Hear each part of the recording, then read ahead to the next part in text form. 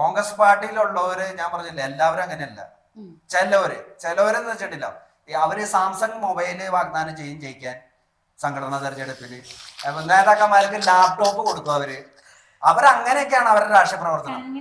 അതായത് Congress പാർട്ടിയോ KSO youth കോൺഗ്രസോ ആയിട്ട് ബന്ധപ്പെട്ട ഒരു സമരത്തിൽ പോലും കാണാത്ത ഒരു വ്യക്തിയാണ് അയാളെ കുറിച്ച് ഞാൻ ഓർക്കാൻ പോലും ആഗ്രഹിക്കണില്ല. ജിനുവിനെ പറ്റി 24 ചാനൽ ഒരു അയാളുടെ മെയിൻ ശത്രു ഞാനായിട്ടാണ് അയാൾ പറയണേ. ഞാൻ അക്രമ രാഷ്ട്രീയത്തിന് കൊളത്തിവിടത് അയാളെ സിനിമയൊന്നും കണ്ടിട്ടില്ല എനിക്ക് തോന്നുന്നത്. അതിന്റെ കാര്യം അറിയോ, മൂപ്പരുടെ എനിക്ക് മനസ്സിലായ കാര്യം വെച്ചിട്ട് മറ്റേ പണ്ട് ബ്രിട്ടീഷുകാരുടെ അടുത്ത് എന്താ പറയാ മഹാത്മാഗാന്ധി പോയിട്ട് അഹിംസ എന്ന് പറഞ്ഞ ആ സ്കീം ഉണ്ടല്ലോ, അത് സിനിമയിൽ നടക്കില്ല, അത് ഓടില്ല.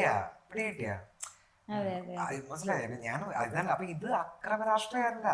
സിനിമ വിജയിക്കണമെങ്കിൽ ഇതേ രക്ഷയുള്ളൂ. കാരണം മൂപ്പര പിന്നെ സന്ദേശമാണ് എക്സാമിനായിട്ട് പറഞ്ഞാല് സന്ദേശത്തില് ഈ LDF-ന് UDF-ന് കൊലവിളിച്ചിരിക്കും ശ്രീദേട്ടാ. അപ്പൊ അതാ പറഞ്ഞത്. അപ്പൊ എനിക്ക് അദ്ദേഹം പറയുന്ന കാര്യം വെച്ചാൽ അങ്ങയുടെ കുറെ സാധനങ്ങൾ ഞാൻ ഇതിനെങ്ങനെ കാണുന്നുള്ളൂ. ഇലക്ഷൻ വരുന്നുണ്ട്, അങ്ങനെ നിൽക്കുന്നുണ്ട്. ഇപ്പൊ എന്തെങ്കിലും പറഞ്ഞൊരു ബഹളമൊക്കെ ഉണ്ടാക്കി കഴിഞ്ഞാൽ മൂപ്പർക്ക് ചിലപ്പോൾ 5 വോട്ട് എക്സ്ട്രാ കിട്ടിയെന്ന് വെച്ചിട്ടാണ് മൂപ്പർക്ക് പറയുന്നത്. ഞങ്ങൾ 2 ഇലക്ഷൻ നിൽക്കാൻ പ്ലാൻ ഇല്ല.